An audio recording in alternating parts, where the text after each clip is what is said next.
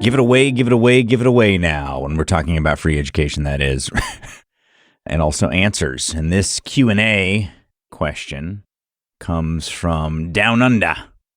And it's about specifically MOPs, maximum operating pressure expansion valves, as well as EPRs. But we answer so much more. When I say we, I have Matthew Taylor, our Director of Refrigeration Service here at Kalos. Specifically, market refrigeration is what Matthew focuses on. He's been doing it for a very long time, and he is an amazing educator. Every time I have Matthew on, I learn way, way, way more than I expected. And I'm sure you will too. Don't get scared and think this is just about refrigeration, because he has a lot in here that also relates to air conditioning. But first, we're going to hear from our great sponsors. Carrier and Carrier.com. Copeland and Copeland.com. Find out more about Copeland's CO2 educational materials and download the ebook on how to CO2 with confidence for free at hvacrschool.com/CO2. Refrigeration Technologies at refrigetech.com. Brian, Dylan here from Australia. Been a Frigie for over a decade now. Only just discovered the YouTube channel. Just listened to the podcast on the way home. I do all the traveling for work. And I just listened to the TX valve episode with the lads. It was very good, very interesting. I've learned stuff that I didn't even know about TX valve. But I noticed you didn't touch on MOP valves. I know that's an application. TX valve used in a freezer application, max operating pressure valve. So I thought it'd be cool if you could touch on that, and CPR, EPR valves and what they do. Obviously, there might be some Frigies out there that do not know. Keep up the good work and talk soon. So good to have you back, Matthew. It's awesome to be back. Yeah, it's fun. So this is actually a very unique podcast. It's the first time we've had a Q&A podcast that I've had a guest on. And this question actually comes from Dylan in Australia. He's asking specifically about low temp applications. So my guess is he's probably a refrigeration tech in Australia. And his question is about where and when and how you use MOP expansion valves. So maximum operating pressure expansion valves, pressure limiting valves. And then also about the operation of an EPR, how they're different.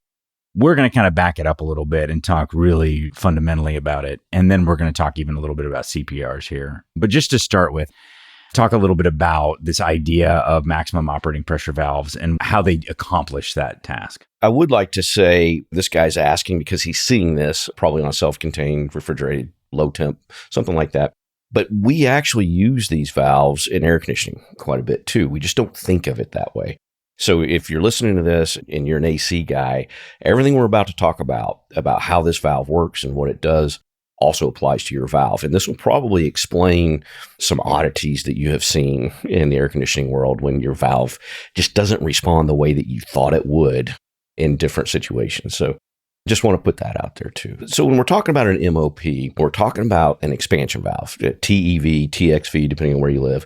You'll hear me say TXV all the time. I apologize if that's not your same term I use, yeah. So the valve itself, the expansion valve itself, is no different. There's nothing different going on inside a pressure limiting TXV and a regular TXV. It's in the thermal expansion, the thermal element. The power head is the slang term we use there. That's where the change is. If we think about that device doesn't sense pressure. So I've got a valve that if I change the head to the special MOP head, it can control pressure, but it's not doing that through sensing pressure. So that brings up some questions, a lot of confusion there. So what's going on? Just some real basic refrigeration. A reminder, PT chart. If I am at saturation, if I have liquid and I have vapor, then my refrigerant will follow the PT chart. So that means my bulb inside this thermal element, it's going to have a refrigerant inside, and I'm going to strap it to the pipe.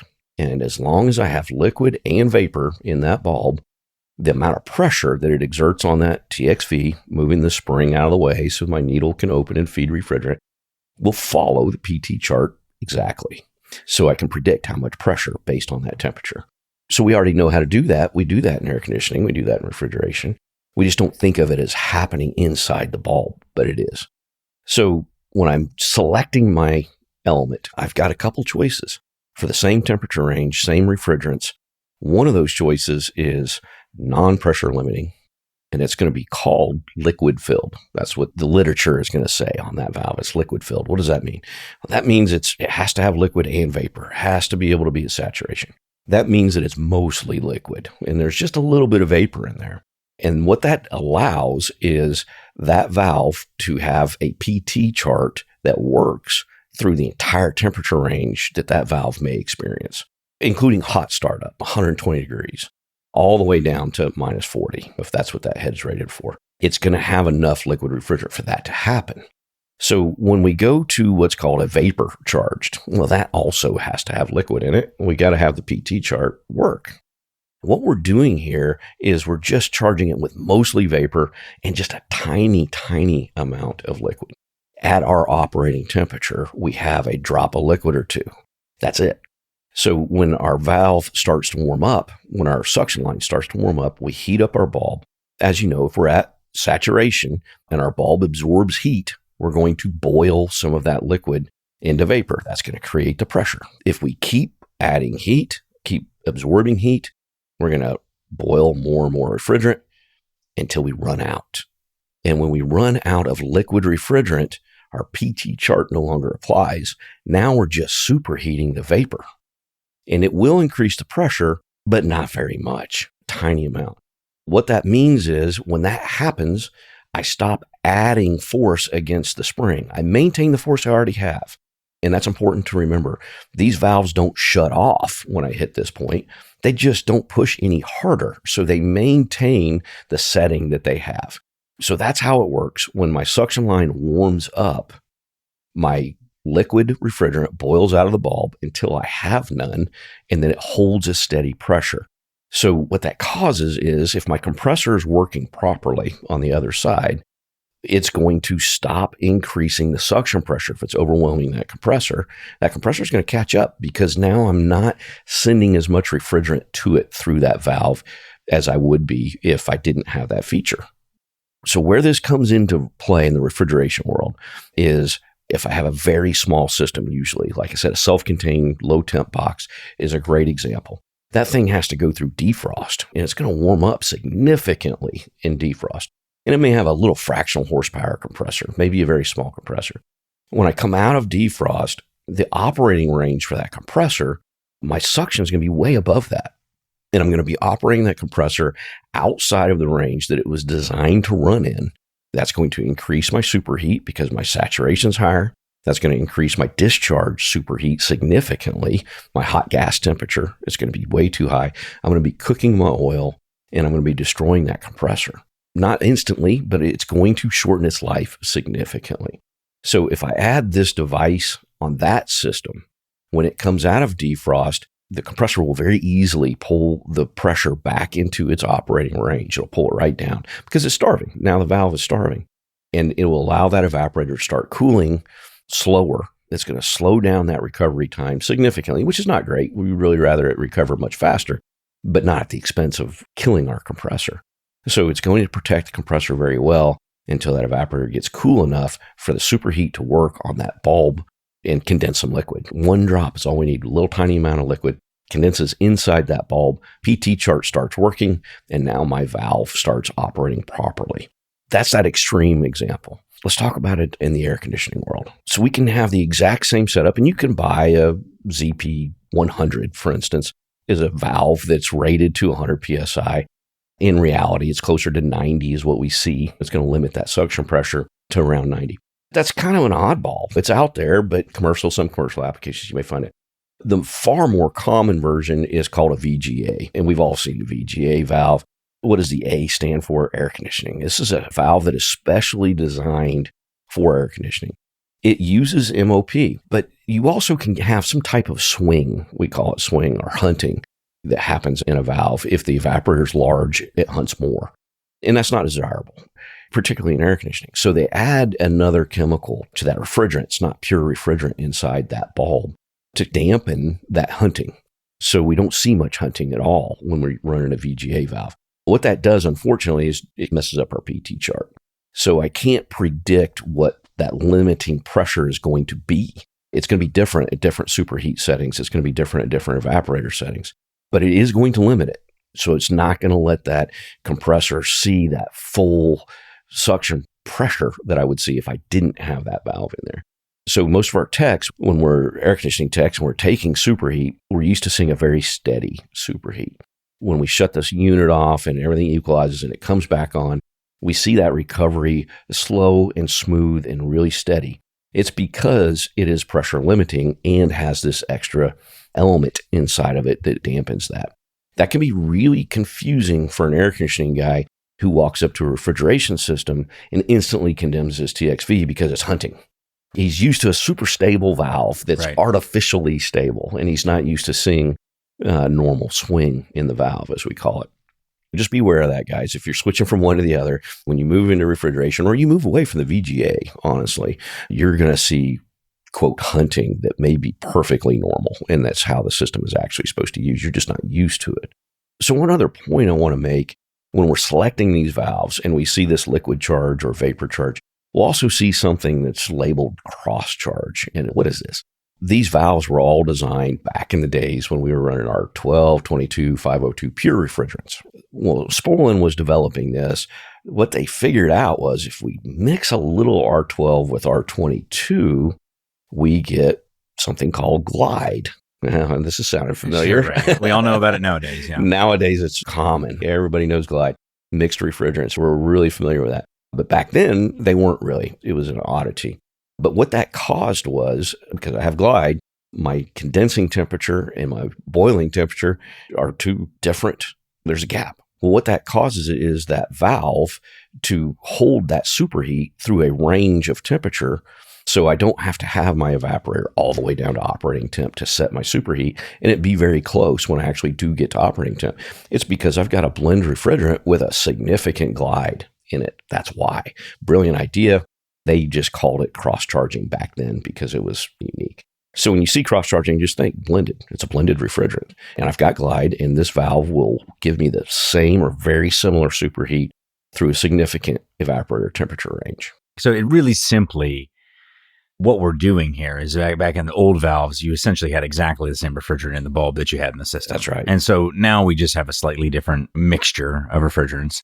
You potentially have additional chemical variations in there to try to smooth out and to prevent hunting. So now when you see all this idea of, I would always say, and I've been corrected many times by folks from Danfoss and Sporlan, I'll call it a constant superheat valve. And I teach a TXV that way because that's the simplest way for a tech to understand what the valve's supposed to be doing. But it isn't constant. You have a point where you get to that minimum operating superheat, minimum stable superheat they talk about at Danfoss, where you hit a certain point where it becomes unstable. And if you get a valve that's hunting too much, you actually have to increase the superheat a little bit to get back to stability. That's right. And then we also have the other side of the range, which is in refrigeration, we'd call it hot pull down. In air conditioning, I don't know what we call it. It's hot in the house and we're trying to get it down to temperature, where we also have this limiting effect that occurs. And so you really have to get it more into that middle operational zone before you're going to nail those numbers.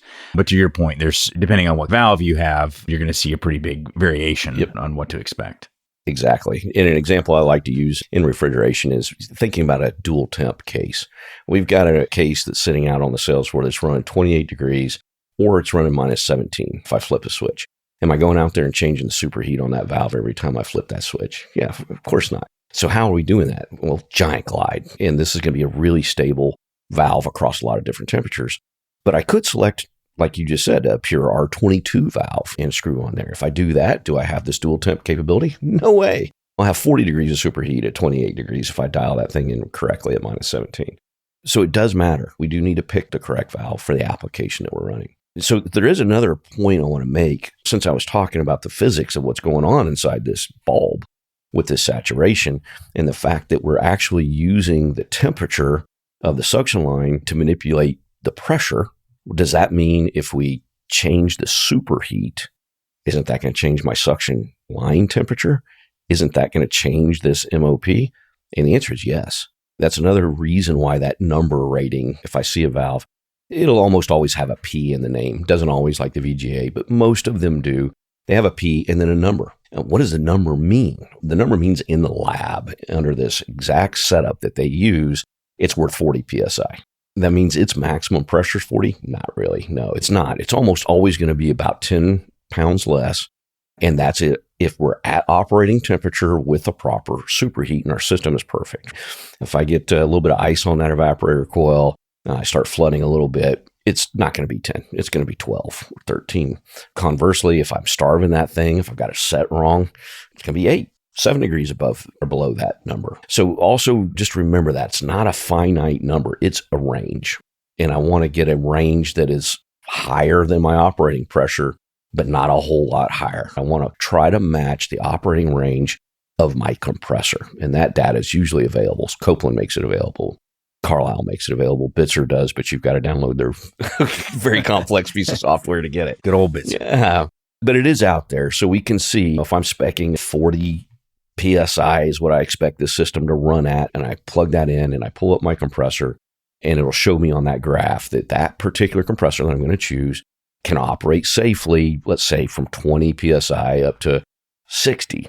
If I don't use my MOP in that setup, when I hot start up, as we were just talking about, pull down, however you want to say it, I'm going to hit 70, 80 PSI, 90 PSI for a short period of time. But while I'm doing that, that's when I'm cooking my oil and I'm operating that compressor outside of its operating range. I'm shortening its life. There's no way I'm not. So in that single system setup where my compressor is very close to my evaporator, usually very small systems, that's typically when I'm going to choose this valve.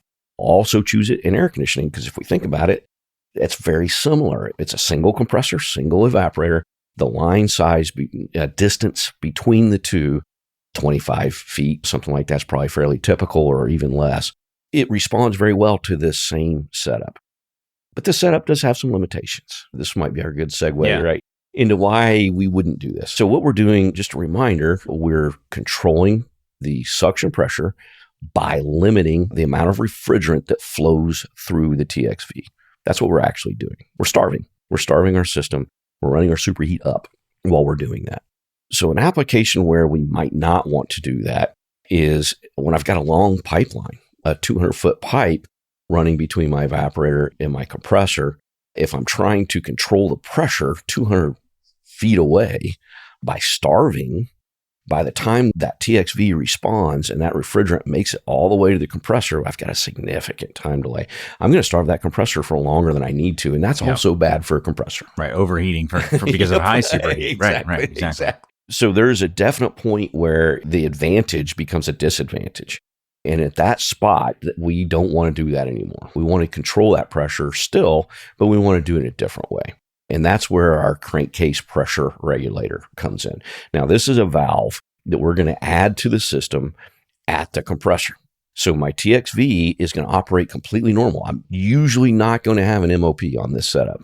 It is possible, but you're not going to see that. It's recommended from Sporlan and everybody else. You just don't use both. So you'll have a liquid-filled thermal expansion valve that has no restriction. It's just going to flow. And then I'm going to have a pressure regulator that is looking at the outlet pressure. The valve's looking downstream instead of upstream. It's looking towards the compressor side. And it's going to close down and create a restriction so that my compressor is able to overcome the amount of refrigerant flowing through it and pull down. It's going to limit the pressure. As the pressure is increasing, the valve will close, causing my compressor to suck harder than it would otherwise because the hole is smaller, so it's flowing less refrigerant to the compressor. That's a crankcase pressure regulator, like a CROT. For instance, CRO is a pretty common application for that. There are others, but that's the one we tend to see the most. And we'll see that on systems that start getting larger because the higher superheat can damage a 3D compressor, for instance, much faster. It's more durable compressor, but it's moving so much more that the percentage of damage from not having superheat is going to be higher because of the compressor is just larger. So the whole thing is just bigger. So I'm going to want to use that valve instead. That's going to let my superheat on the TXV control that superheat very accurately. So I'm still getting the proper superheat to that compressor. I'm just going to limit the pressure so that I don't exceed the pressure of the compressor itself. It's operating pressure. So you're still restricting. You're just doing it much closer to the compressor versus doing it all the way away where you can pick up all that heat in the suction line and potentially have just massive superheats. Yep. And the biggest difference between the two is my MOP is restricting the liquid refrigerant flowing into my evaporator. So I'm starving. This has no impact on that whatsoever. My superheat is my superheat. I'm simply stopping the vapor that's going to the compressor, not the liquid. That's the biggest difference between the two. And it's preferable, but it's not economical for a very small system. It doesn't make sense to do that for a tiny system. So a large system, that's where we're going to see that application. Now, both of these applications are one compressor, one evaporator type systems. We may have two evaporators, but probably only one compressor. Once we move into the parallel rack systems, we're not going to see any of this. If you tell a rack guy, hey, I've got an MOP valve, he's going to go, I'd like to see that. That's interesting. I've never seen that before. What are you talking about? Why is that? Because I don't need to do that. I've got my circuit coming on at a defrost. It's such a tiny percentage that it doesn't overwhelm the suction at all. We'll see a little blip on the graph where it went up maybe a pound for a minute or two.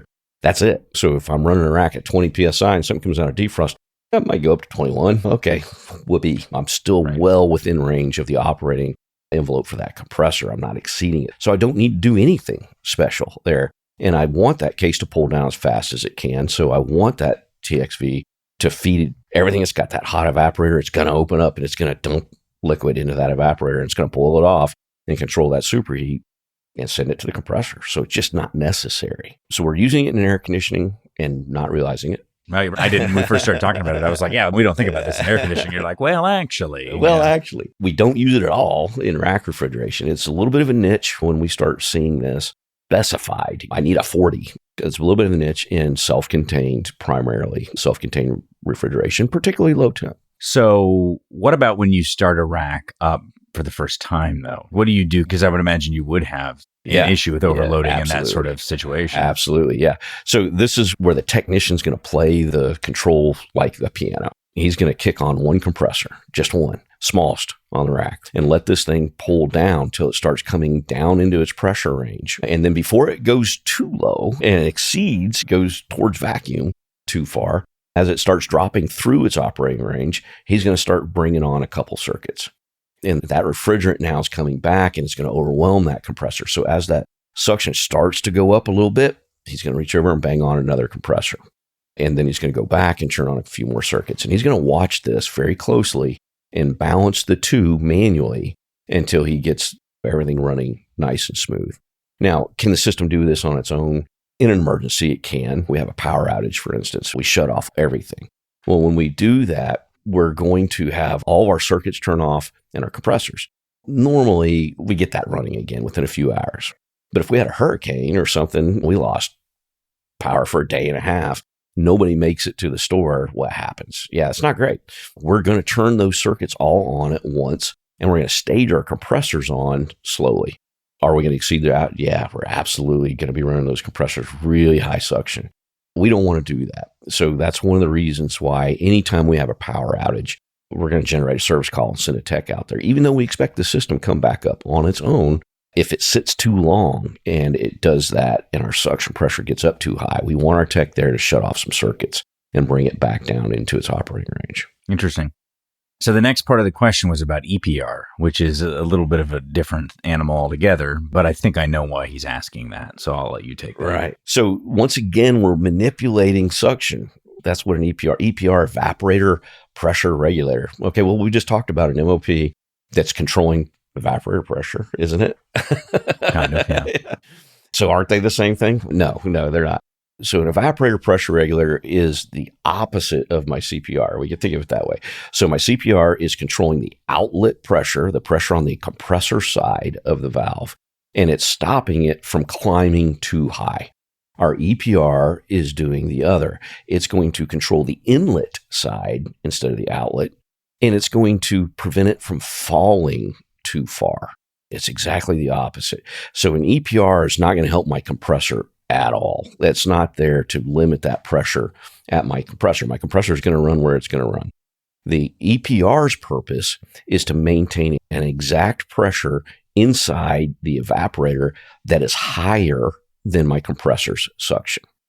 Why would I do that? We're not going to do that on a single system with one evaporator, one compressor. We're just not going to do it that way. What happens, though, is if we pipe a bunch of different evaporators together and tie them into our compressor or multiple compressors, usually that's multiple. When we do that, we may want to run those evaporators at different temperatures. So we'll use the evaporator pressure regulator to very precisely control the pressure, and with the PT chart, its temperature that the refrigerant boils at inside that evaporator. That's how we control refrigeration very precisely. We're just not going to have the ability to do that on a small system, one compressor, one evaporator, self-contained type setup. I can't do that because if I restrict that pressure, basically holding back pressure inside that evaporator, that means my compressor is not going to see enough suction pressure and it's going to run too low. And we're going to once again drop out of its operating range and damage the compressor on the other side. Instead of going up, we'll be coming down. That we don't want to do that either. So we hardly ever see an EPR on that type setup. It's generally used on a much larger system where I have multiple evaporators dumping into multiple compressors. And I can turn compressors on and off and adjust the capacity of the compressor to maintain that suction instead of. Now, with a VFD on a compressor that I could ramp it down and maintain suction, could I do it? I could, but if I could do that, then I could just control the suction pressure with the compressor itself. I wouldn't need the EPR to do that. So we don't typically see those setups. Who knows what's going to come in the future as all this gets more and more complex and if more efficient and all these other things. But today, that's how that operates. Our EPR can be mechanical. It can be electronic today. It can get fairly complex also. But that's really all it's doing is holding back refrigerant inside the evaporator so that my refrigerant boils in the evaporator at a specific temperature, and we just let the compressor eat. We've talked about this a lot. This is the thing that blows the minds of an air conditioning technician or even a refrigeration tech who's used to working in much smaller stuff when they end up in a rack room. It's like you really want these circuits to be on all the time unless they're in defrost. Oh, yeah. I mean, they're just feeding refrigerant constantly. And that EPR, EPR is really just making sure that those evaporators are staying at a fairly fixed temperature and it's just running all the time. It's not cycling on and off generally. Yeah, exactly. We kill compressors. I say that compressors don't die. We murder them. How do we murder them? What do we do? One of the worst things we can do to a compressor is start it. So starting and stopping is hard on the compressor itself. Not only is that difficult for the compressor, but not to get into refrigeration too much here, but the oil system obviously is going to reference that suction pressure, and we're going to have some problems if we're moving that thing all over the place. So the more stable all that is, the better. And we use the EPR to really, really help maintain that. So we're not turning circuits on and off is the idea. We're not letting them hit temp, shutting off, and then warming up, and then turning back on like a thermostat. We want to control that temperature so it doesn't get quite cold enough to shut off ever, and it just sits there and purrs. That's the idea. Yeah, don't do like I did one time. This is just reminding me of one of the stupidest things I've ever done. I was working on a cell tower system, and they just designed it super poorly. They had like 8 tons of air in this one tiny little room, computer room, and they had one pancake unit just feeding right into the other, and it was just all recirculating. And so the suction pressure would just dive immediately. So I had the bright idea that what I would do is just crank down the suction valve out at the condensing unit. Yeah. Because I thought, well, that'll hold up basically. You made an EPR. I'm creating an EPR, right? That's what I'm doing. Well, didn't take very long at all for that compressor to go out on a thermal overload. And I was like, I wonder why that's happening. Only if you could have made the compressor smaller. Right. And then swap that compressor out. Yeah, exactly. That's what I should have done. Anyway, so in these types of systems, you don't want to play with this as a solution on a one-to-one. It doesn't fix it. Anyway, so yeah, Dylan, hopefully that helps. Maybe in Australia it's different, how water swirls the opposite way. Maybe there's something They've got something else, some sort of magical Australian kangaroo system. But no, we appreciate it. There's a lot of folks from Australia actually who listen, which is always fun. I think that's it for now. We can keep going, but I appreciate you taking the time to talk this over with me, Matthew. I really enjoyed it. Big thanks to Matthew. You can find his content out there on our YouTube channel. We've posted a decent bit from him, and as well as podcasts, but specifically his class on YouTube about what HVAC technicians need to know about market refrigeration is excellent from the last symposium. So if you come to the symposium, don't forget to connect with Matthew. Thanks for listening. We'll talk to you next time on the HVAC School Podcast.